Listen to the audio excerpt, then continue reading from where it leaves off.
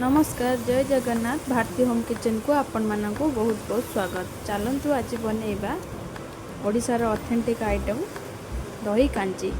दही कांजी बनैबा मुझे ए सब परिबा को काटी नेछि। मुझे किछि भेंडी नेछि।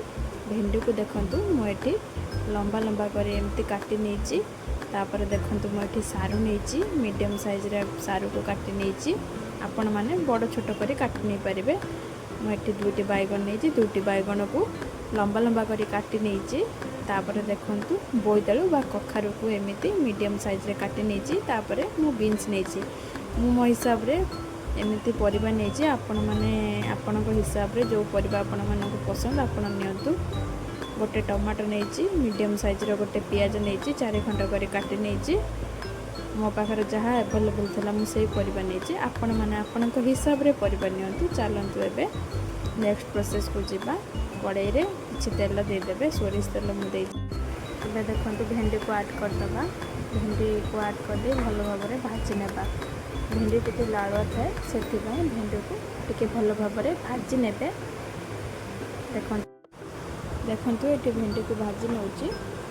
एबे भेंडी रे एबे लूण दे दबा स्वाद अनुसार। मुझे भेंडी नहीं से अनुसार लुण देती। आपण मैंने जी ने से अनुसार लुण देदेवे। देखो ये भेंडी एवं हो आसला। भेंडी को एवं गोटे प्लेट को काढ़ी नेबा एवं साइड करने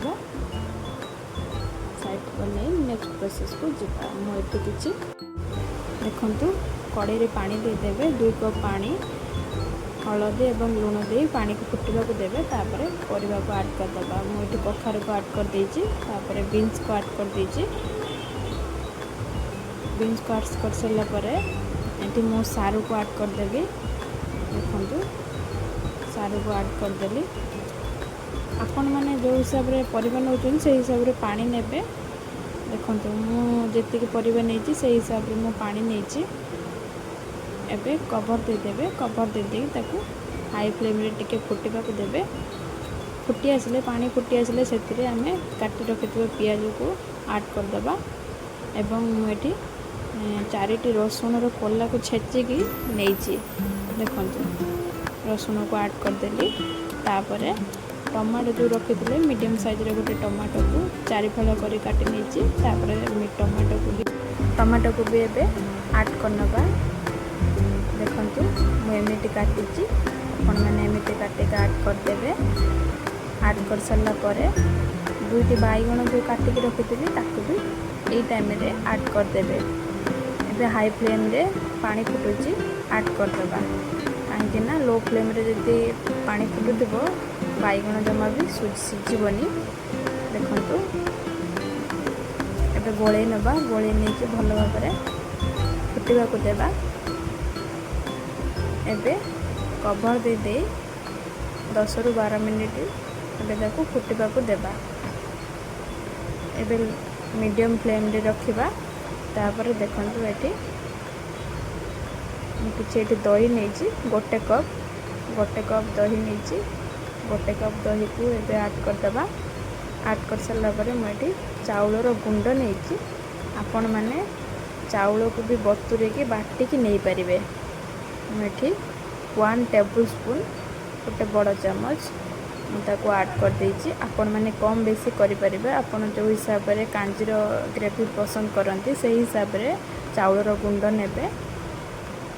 मुझे गोटे टेबल स्पून नेछि।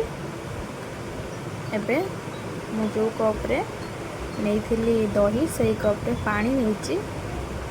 एबे ऐड कर देछि एवं ताको भलो भाव रे गोळे नेबे। देखंतु एबे मु दही को भलो भाव रे गोळे नउछि। दही और चाउल रो गुंड को भलो भाव रे गोळे नेकी एबे साइड करनेबा। चलंतु एबे परिबा को देखिबा। परिबा एबे सिझि आसीबनी। मु कवर काढी की आपण मानन को देखौछि। देखंतु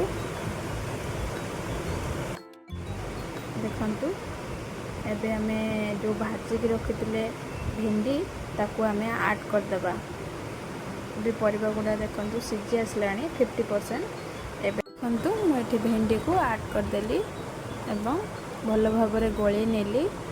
गोळी नै सारला परे एबे टिके मीडियम फ्लेम रे ताकू फुटिबा को देबा।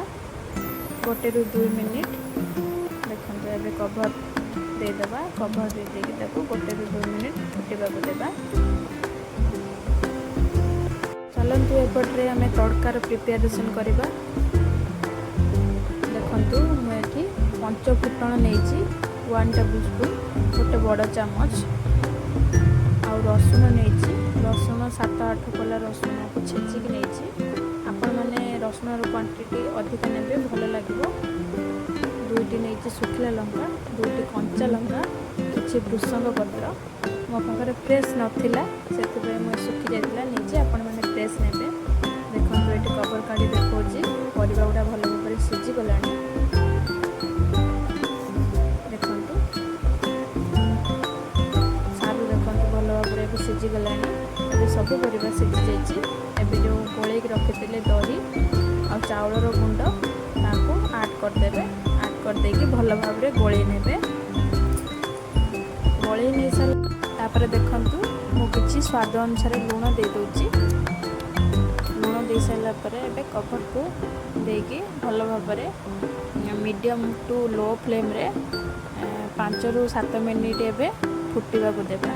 ଦେଖନ୍ତୁ କାହିଁକିନା ଦହିର କଞ୍ଚା ସ୍ମେଲ୍ ଆଉ ଚାଉଳ ଗୁଣ୍ଡ ପକାଇଛନ୍ତି, ଟିକେ ବହଳିଆ ହେବ, ସେଥିପାଇଁ ଆମେ ଫୁଟିବାକୁ ଦେବା। ଦେଖନ୍ତୁ ପରିବା ଗୁଡ଼ା ଟିକେ ଫୁଟି ଆସିଲାଣି ଏବେ ଭଲ ଭାବରେ। ଏହି ଷ୍ଟେଜ୍ରେ ଦେଖନ୍ତୁ ମୁଁ କିଛି ଚିନି ଦେଉଛି। ମୁଁ ଏଠି ଚିନି ଦେଇଛି କାହିଁକିନା ଟେଷ୍ଟକୁ ବାଲାନ୍ସ କରିବ, ସେଥିପାଇଁ ମୁଁ ଏଠି ଛୋଟ ଚାମଚ ଗୋଟେ ଚିନି ଦେଇଛି। ଆପଣମାନେ ଦେଇପାରିବେ, ସ୍କିପ୍ ବି କରିପାରିବେ। ଏପଟେ ଦେଖନ୍ତୁ ଆମେ ତଡ଼କା ପାଇଁ ପ୍ରିପାରେସନ୍ କରିବା। ଦେଖନ୍ତୁ ମୁଁ ତଡ଼କା ପ୍ୟାନ୍ରେ ସୋରିଷ ତେଲ କିଛି ଦେଇଦେଇଛି। ମୁଁ ଏଠି କିଛି ପ୍ରୋବ୍ଲେମ୍ ପାଇଁ ସୁଟ୍ କରିପାରିନଥିଲି। ଆପଣମାନେ ଆଗେ ତେଲ ଦେଇଦେବେ, ସୋରିଷ ତେଲରେ 5 ଫୁଟଣ ଦେଇଦେବେ। 5 ଫୁଟଣ ପରେ ରସୁଣ ଯେଉଁ ଛେଚିକି ରଖିଥିବେ ତାକୁ ଦେଇଦେବେ। ତାପରେ କଞ୍ଚା ଲଙ୍କା, ଶୁଖିଲା ଲଙ୍କା, ଭୃଷଙ୍ଗ ପତ୍ରକୁ ଦେଇକି ଭଲ ଭାବରେ ଭାଜି ନେବେ। ଟିକେ ଗୋଲ୍ଡେନ୍ କଲର୍ ହେବା ଯାଏଁ ରସୁଣକୁ ଭଲ ଭାବରେ ଭାଜିବେ, ବାସ୍ନା ଭଲ ଆସିବ।